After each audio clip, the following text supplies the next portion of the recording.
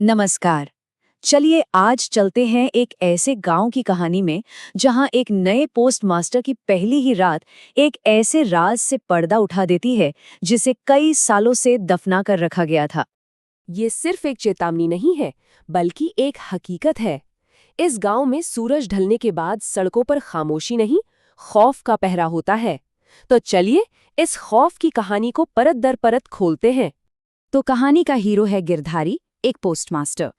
उसका अभी अभी एक दूर दराज के गांव में ट्रांसफर हुआ है और वो अपनी पत्नी के साथ नई जिंदगी शुरू करने पहुंचा ही है। लेकिन घर पहुंचते ही एक बहुत ही मामूली सी दिक्कत सामने आती है। घर में चावल खत्म है। सोचिए, सर्दियों की रात, चारों तरफ घना कोहरा और गांव की गलियां एकदम सुनसान। इस अजीब सी खामोशी को सिर्फ दूर से आती ट्रेन की आवाज ही तोड़ रही थी। इसी माहौल में गिरधारी चावल की तलाश में घर से बाहर निकलता है और तभी उस घने अंधेरे में उसे एक पीली रोशनी नजर आती है। सड़क किनारे एक लालटेन जल रही थी। ये एक छोटी सी पुराने टाइप की दुकान थी। इसे देखकर गिरधारी की जान में जान आई कि चलो कोई तो दुकान खुली मिली। और यहीं से कहानी एक ऐसा मोड़ लेती है जहां एक छोटी सी मुलाकात एक भयानक गलती बन जाती है।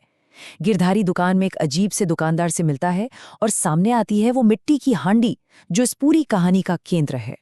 तो ये जो दुकानदार था, कालीचरण, देखने में कुछ और महसूस होने में कुछ और ही था। मतलब उसके चेहरे पर तो एक मीठी सी मुस्कान थी, लेकिन उसके पास से एक सड़ी हुई सी बदबू आ रही थी। वो बातें तो बड़े प्यार से कर रहा था, लेकिन लालटेन की रोशनी में उसकी परछाई जमीन पर कुछ ज्यादा ही लंबी छिछली थी। और फिर होती है वो एक भूल, एक ऐसी भूल जिसकी कीमत पूरे गांव को चुकानी पड़ेगी। कालीचरण गिरधारी से कहता है कि रास्ते में रखी मिट्टी की हांडी को जरा हटा दे। गिरधारी को लगता है कि ये कोई फालतू का सामान है और वो उसे पैर से हल्का सा धकेल देता है। और बस वो हांडी लुढ़कती है और एक थक की आवाज के साथ टूट जाती है। और जैसे ही वो हांडी टूटती है, उसके अंदर से जो निकलता है ना, वो किसी के भी होश उड़ा दे। दो सूखी इंसानी हड्डियों जैसे दिखने वाले टुकड़े, कुछ बिल्कुल मुरझाए हुए पुराने से फूल, और अचानक वो सड़न की बदबू इतनी तेज हो जाती है कि सांस लेना मुश्किल हो जाए। खैर, गिरधारी चावल लेकर जैसे ही जाने लगता है, वो दुकानदार एक बहुत ही अजीब मीठी सी आवाज में कहता है, मेरा नाम तो चरणदास है, पर सब मुझे कालीचरण बुलाते हैं। इन शब्दों के साथ कहानी का असली विलन सामने आ चुका था। तो अगली सुबह होती है और गिरधारी को महसूस होता है कि गांव में कुछ तो गड़बड़ है। लोगों में एक अजीब सी फुसफुसाहट है। उसे पता चलता है कि गांव का कोई 20 साल पुराना खौफ वापस लौट आया है। और तब एक पड़ोसी उसे वो कहानी सुनाता है, गांव का वो खौफनाक राज। 20 साल से भी पहले हर पूर्णिमा को गांव से बच्चे गायब होने लगते थे। फिर एक रात गांव वालों ने कालीचरण को अपनी दुकान के पीछे एक बच्चे की बलि चढ़ाने के लिए काला जादू करते हुए रंगे हाथों पकड़ लिया। लोगों ने गुस्से में उसे वहीं पीट पीट कर मार डाला। बाद में एक सन्यासी ने उसकी आत्मा को एक मिट्टी की हांडी में कैद करके उसी की दुकान के सामने रख दिया था। और ये सुनते ही गिरधारी के तो पैरों तले जमीन खिसक जाती है। अब सारी कड़ियां जुड़ रही थी। उसे समझ आ जाता है कि उसके साथ कितना बड़ा धोखा हुआ है। कालीचरण ने एक अनजान आदमी का फायदा उठाकर अपनी आत्मा को आजाद करवाने के लिए उसी से वो हांडी तोड़वा दी। अब गिरधारी पर एक बहुत बड़ा बोझ था। उसे पता था कि इस तबाही का जिम्मेदार वही है। वो हिम्मत करके फैसला करता है कि वो गांव वालों को सब सच बताएगा, चाहे जो भी हो। अपनी गलती का प्रायश्चित तो करना ही होगा। जब गिरधारी अपने पड़ोसी को पूरी बात बताता है तो उसका चेहरा डर के मारे एकदम सफेद पड़ जाता है।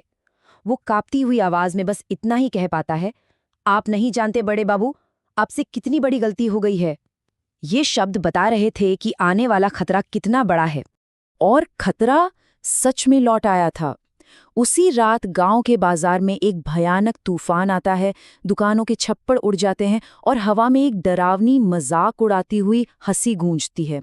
और एक आवाज आती है, तुम्हारा कालीचरण लौट आया है और ये तो बस शुरुआत है। अब एक ही उम्मीद थी, गांव के वो बूढ़े सन्यासी। वो कालीचरण को दोबारा पकड़ने के लिए एक खतरनाक प्लान बनाते हैं, जिसका सबसे अहम हिस्सा था गिरधारी। प्लान ये था कि अमावस्या की रात गिरधारी को अकेले दुकान में जाना होगा। कालीचरण को बातों में फंसाना होगा और बाहर सन्यासी अपना घेरा पूरा करेंगे। बस गिरधारी को सही समय पे सन्यासी के इशारे का इंतजार करना था। और फिर आती है वो रात, अमावस्या की घोर काली रात, कहानी के आखिरी मुकाबले की रात। गिरधारी और सन्यासी उस मनहूस दुकान की तरफ बढ़ते हैं। एक बदले की आग में जल रही आत्मा को फिर से कैद करने की जंग अब शुरू होने वाली थी। अंदर गिरधारी अपनी जान हथेली पर रखकर कालीचरण को बातों में उलझाए हुए है, जबकि बाहर सन्यासी अपना मंत्र पढ़कर बंधन पूरा कर रहे हैं।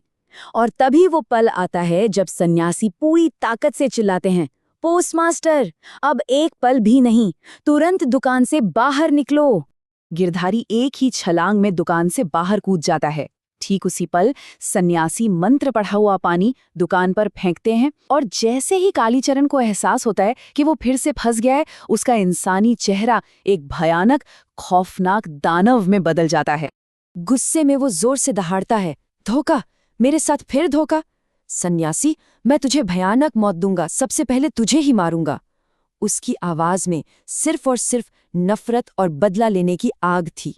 लेकिन इस बार गांव वाले और सन्यासी दोनों तैयार थे।